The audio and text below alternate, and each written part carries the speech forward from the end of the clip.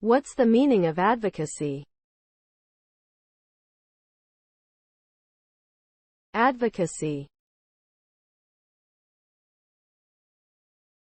Advocacy. Advocacy. Advocacy. Advocacy. Advocacy refers to the action of publicly supporting or recommending a particular cause or policy.